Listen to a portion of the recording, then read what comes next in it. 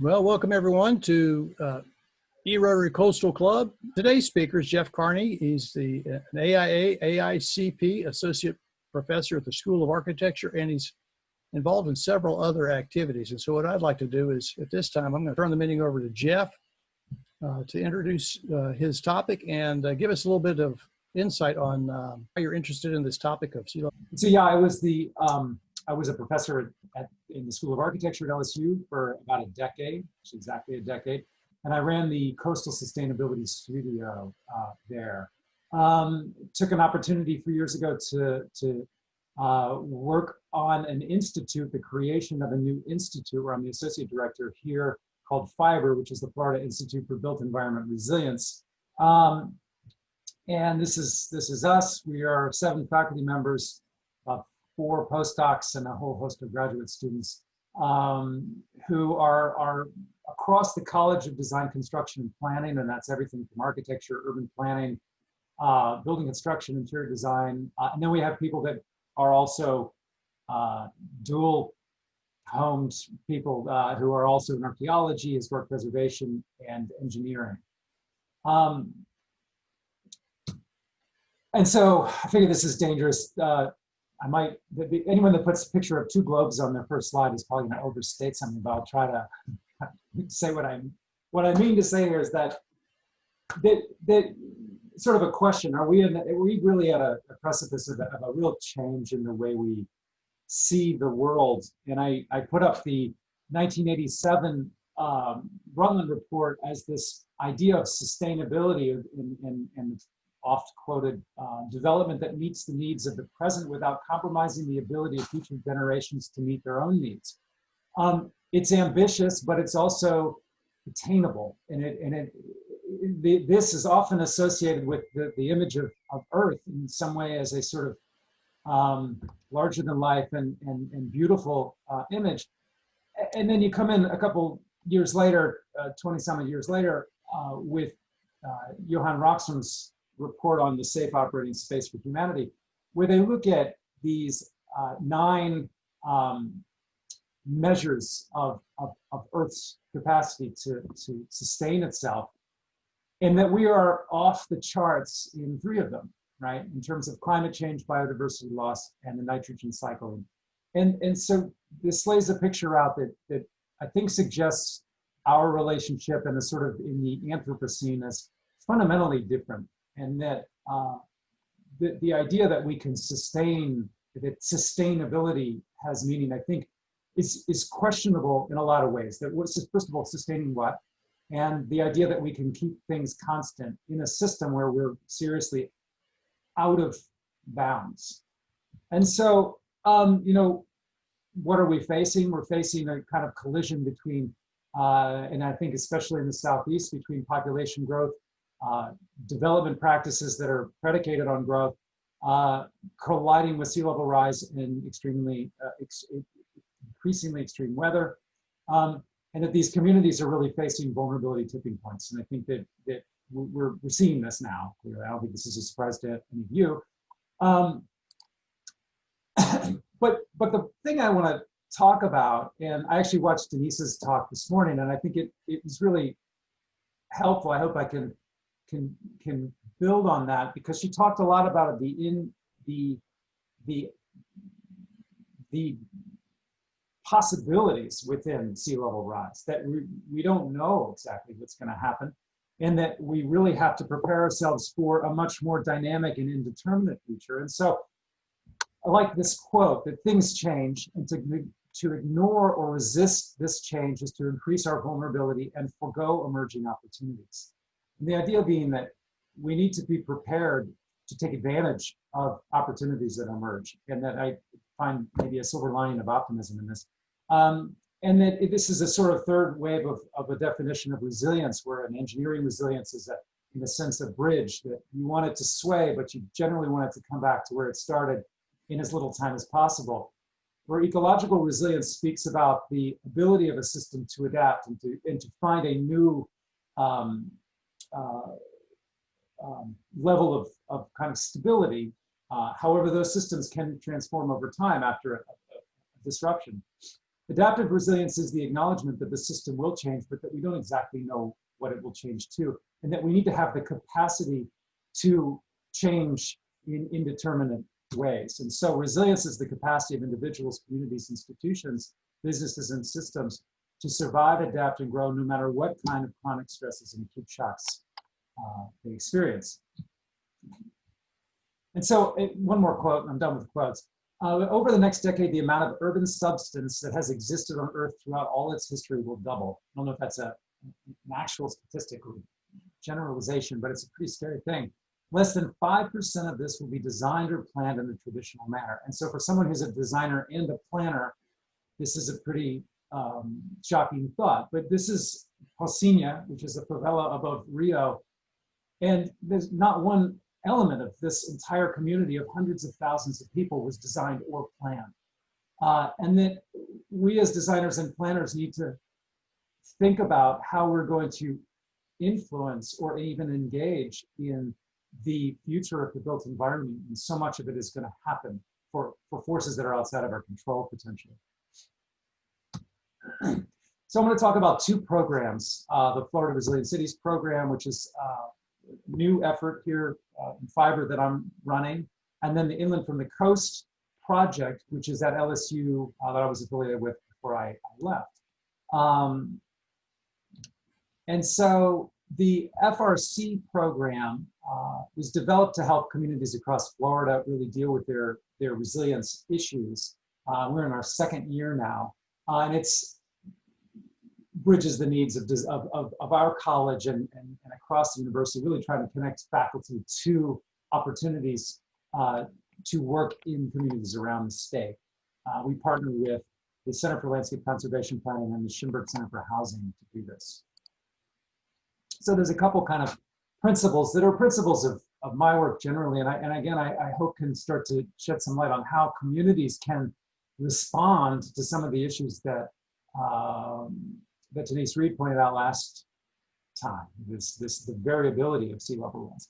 So taking a design thinking approach, and this really talks about how we connect the values and goals of our stakeholders behind visions of potential futures. And I'm a designer, and I can't come in and just sort of apply a solution to a community. But there's a process for engaging the needs and desires of that community. This is really something that designers do, and it's our method of conducting research, which is developing empathy, which is continually defining problems. That the problem is that you don't start with a problem and then go about solving it. You're constantly redefining the problem as you move forward, coming up with ideas and solutions that then help to redefine the problem. We're constantly prototyping, right? It's a practice of solving a problem, prototyping it, envisioning it. What does it look like? What does it feel like? How do you make it? And then we test, and I think they call our work a practice for a reason, because it is a practice in terms of it always improving upon itself. And so that's an important way that as designers, we think about research and the sort of how we can progress science and how we can engage science in problem solving. The second principle is how are we using that to apply a range of tools to the complex issues of resilience and adaptation. This is a diagram from AIA for the 100 Resilient Cities program that has worked in cities all across the world. And this is a tool to measure and document resilience across an incredibly complex system of factors and intertwining processes that make up a city. And so the point here is that this is an extremely complex endeavor, and that we can have unintended consequences, and that as a designer, I only know part of it, but what we try to do is pull all these groups together. And one of the points when I think about this as someone who worked at LSU or UF is that it's the land grant mission. And this really is what we should be doing, is connecting all of the breadth of our institutions to solve problems. And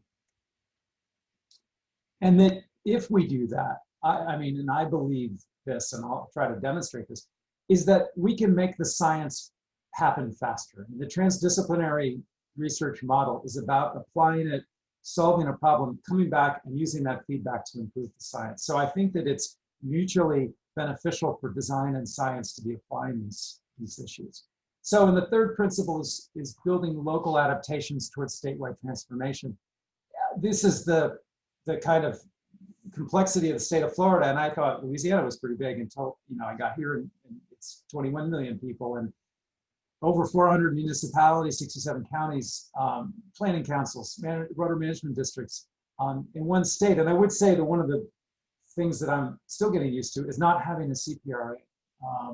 The clarity and the sort of cohesiveness of what the CPRA was capable of doing in terms of directing funding and directing a vision is pretty impressive, and it's something we talk about often here.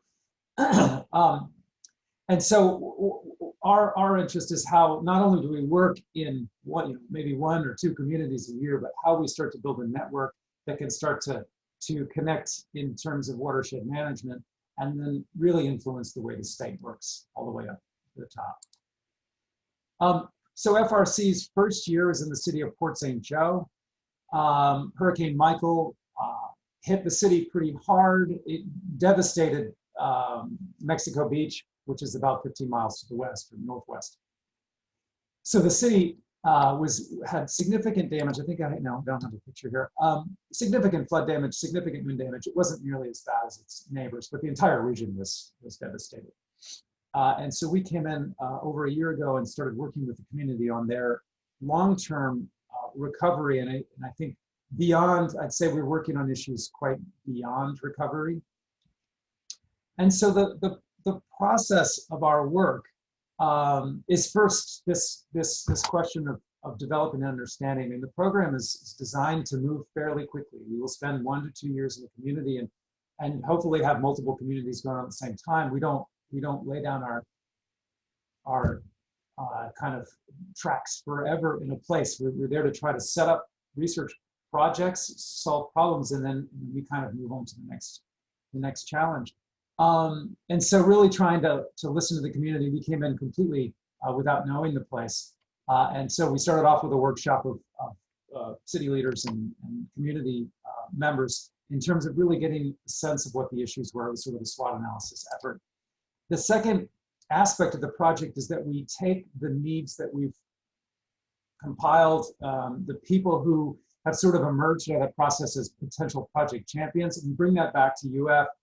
We crafted an RFP where we were able to put about $50,000 of sort of seed grant funding from our overall grant. This was funded through the Jesse Ball DuPont Fund, who's a Florida-focused funder, who actually the paper mill that was the economic lifeblood of the community was the St. Joe Paper Company, which was owned by the family.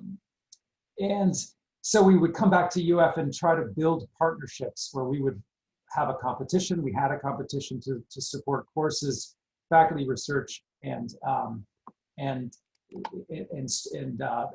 student research by faculty, so PhD dissertations and issues like that.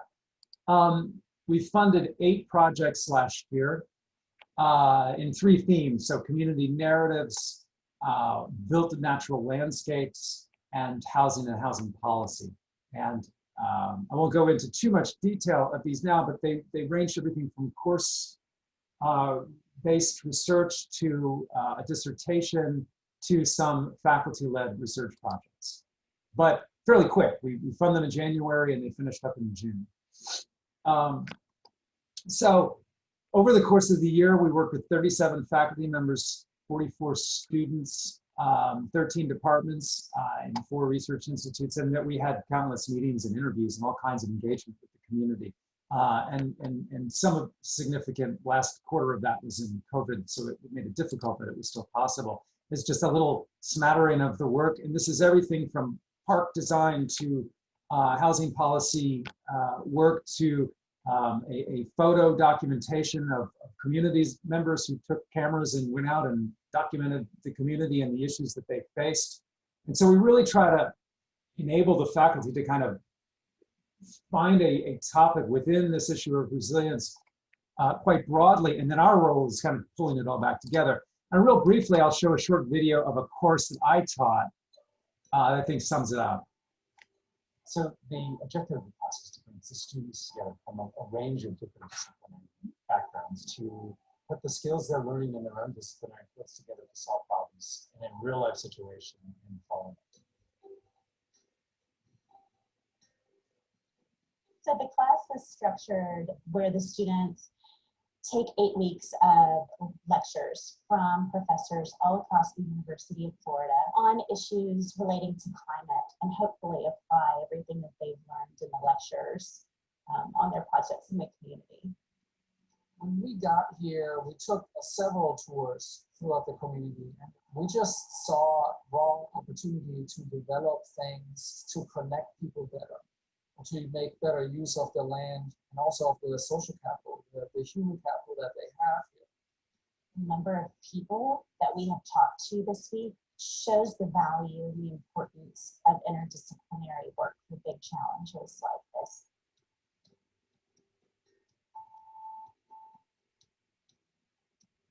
You get here and you're defining the problem at the same time as defining the answer.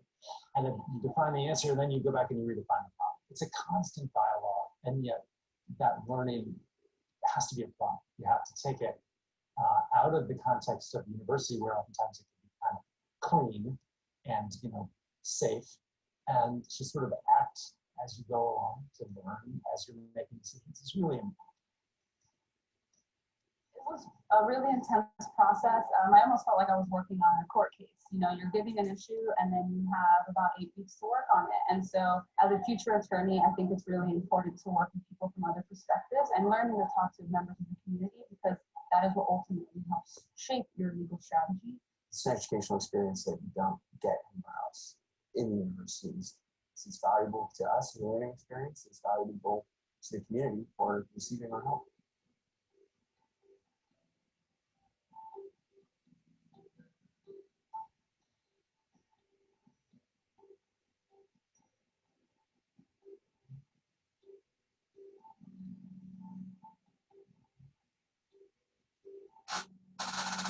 From me coming from a background of engineering, we are focused on resilience, for example, in let's make structures stronger. Whatever's failing, let's fix it. But here you can see different perspectives and see that the real definition of resilience, it's a multidisciplinary area where people come together, take different issues in the community to see, and take them into account at the same time. So it's definitely a great course, and I would definitely recommend it to other students. I think it's really easy when you work in a place that has just come back from a hurricane to just focus on disaster recovery. I think they, as a community, have been working on resilience in many different ways in a really long time. This is just one more piece of the puzzle that they're now dealing with. So, so I show that because I think, I'm sorry, the students do a great job of explaining what it might have taken me and my faculty colleagues a couple papers to explain, but I think they really do, and it is amazing, it's really incredible. That's a 1 week class that we taught actually last spring break, which was right before the COVID stuff hit, and they kind of accomplished an amazing amount of work. Again, really dealing with this sense of the challenges that are coming to a community like this, is that if we deal with them strictly on a sort of mitigation of risk perspective, I mean, my sense is that people are scared and they tune out. They'd rather not go to that community meeting. And so a lot of this was really trying to find the optimism and the potential within the issues that people were facing. So in the second year of the grant, we focused in on 3 projects that were moving towards actual funding through federal sources, hopefully. We're looking at the Urban Connections focus is looking at the Civic Center, new Civic Center that they're going to be building.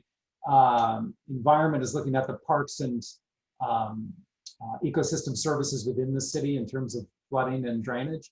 And then shelter is affordable housing, which is a challenge, a dramatic challenge across the Gulf Coast in Florida. in terms of providing affordable housing. So that's how the program went, and I think it goes from a real sort of open and student-driven kind of testing environment to what is this year much more research and faculty-led, and that my hope is just to be helping the community apply for a FEMA BRIC grant or HUD mitigation grants in the future.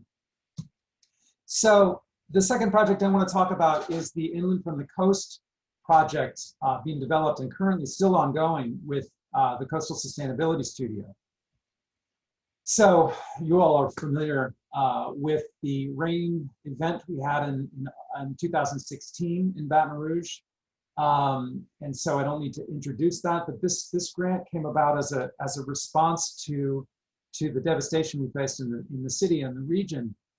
And the goal of the project was to take this multi-scalar and multi-dimensional, multidisciplinary approach to thinking about the future that region is going to face with extreme weather and climate change, and frankly, as a place where migration is going to happen. That Baton Rouge along the I-10 corridor is a place where growth is going to continue to happen. And how do we grow in a way that we don't put new migrants and new development at risk? And so how do we think about the ecosystem dynamics in terms of the sort of engineering and hydrology, the community well-being, and so the more social science understanding of what it really defines well-being and public health and resilience in a more complex way than just this bricks and mortar. And then how do we use design to knit those together? And so the team was, I think there were 14 faculty members from something like 8 or 9 departments across campus, including Sea Grant. Then we had public partnerships with the American Institute of Architects, American Society of Landscape Architects, American Planning Association.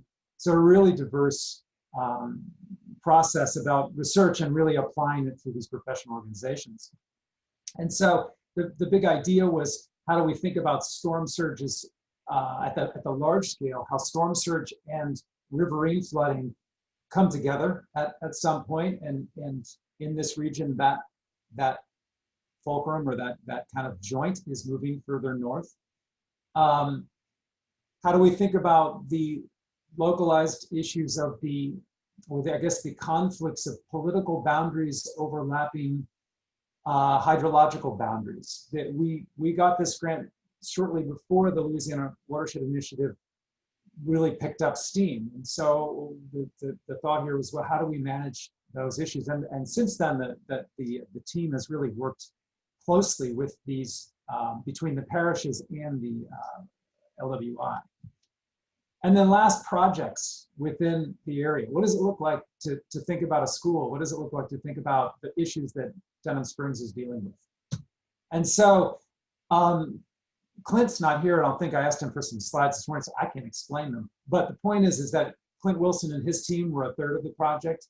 A team of psychology and social science, and Craig Colton is one of the people involved with the social well-being side of the project, and then the design team of landscape architecture and architecture. But Clint's group was really looking at complex modeling of engaging with the Dewberry effort that was ongoing and doing a whole slew of other aspects, but really talking about a much finer grained understanding of the flooding in this region and some of the approaches to reduce that risk. And so out of that, and in connecting with a better understanding of, as I said before, the sort of how resilience is not just a bricks and mortar conversation, that the fact that you get a foot of water in your house is not necessarily the determinant of that community's ability to come back. Two communities, one with a foot of water in your floor and another one with a foot of water in your floor, can have radically different reactions and recoveries. And so the team did a lot of work on basically the development of a resilience index. And some recommendations started to emerge in terms of our sort of basic concepts of how do we live with water, how do we build connected communities, And then how do we design for active living? And those became the kind of themes that emerged out of a lot of engagement across specific projects in the whole region. So the team worked in Baker, Baton Rouge, Denham Springs, Sorrento, and in places in between. And this was largely done actually in the time, and I haven't been, wasn't with the project, but they've done an incredible amount of work in terms of engaging students, engaging communities, studio projects, workshops across the region. And again, this is a way to sort of build that bridge between the needs, the sort of day-to-day needs of a community, and the larger aspects of what the modeling is telling us about long-term possibilities. Denham Springs, looking at how they reforest and deal with the buyouts of the community area that flooded significantly on the west side.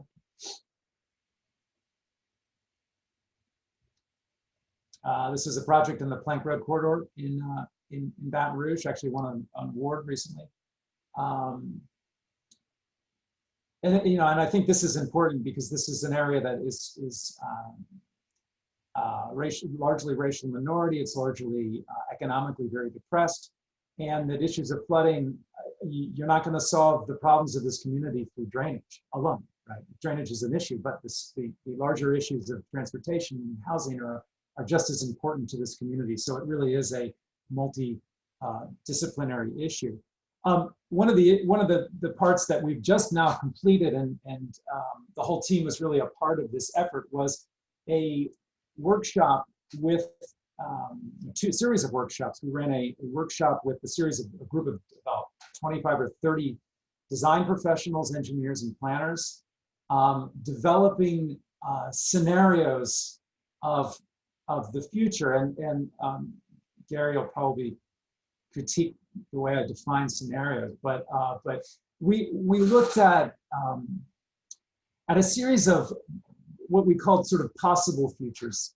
In this was not a highly computational technical exercise, but we selected a series of possible futures as a way to, quote, field test the future. So, and I think the importance of this is that forecasting, you know, the further you get from the present day, the less and less accurate the forecast becomes. And so in terms of scenarios, there's a sort of acceptance that the future is highly uncertain. But again, as you get further and further into the future and imagining that, how do we envision the future if it's increasingly uncertain? And so one of the ways we do that is to really select a future and to go out and design it and to imagine it. And then I think there's definitely ways that Gary could talk more about in terms of how we could validate that and model that future and determine its robustness. But we do it to sort of engage in that creative process of saying, this is a future. Let's not worry about the policies tomorrow to get there, but let's start with that future. And then let's start to think back. So for example, some of the projects that we looked at was one that considered the entire mega region. Basically said the I-12 corridor is going to be the future of this region. The I-12 and as far down at the I-10 as you can go before you hit the swamp. That we're going to see massive development along the highways. That's the given. That's the future scenario. Now, how do we imagine that? How do we find benefit in that potentially? Another one was really thinking about the polycentric growth of Baton Rouge. That in fact, Baton Rouge becomes an increasing network of smaller communities that become, you know, so the St. George concept in a sense, the Baker Central, Denham Springs, that this becomes a more polycentric city was a future scenario that we investigated. Another one looked at the center city approach. This is one I was working on, which really looked at Baton Rouge as the future of this period. And our charge was to imagine a sort of growth boundary around the city. And that was what we started with. And so really investigating ways that through density and through sort of intensified development, we could reduce risk throughout the region. And then last was thinking about the watershed itself. The scenario here was that in some, you know, amazing political revolution, this kind of idea that the watershed was the sort of sole determinant or primary determinant of future growth patterns, and to kind of play that out and to really think about how we could imagine this place where water management was the guiding principle behind development.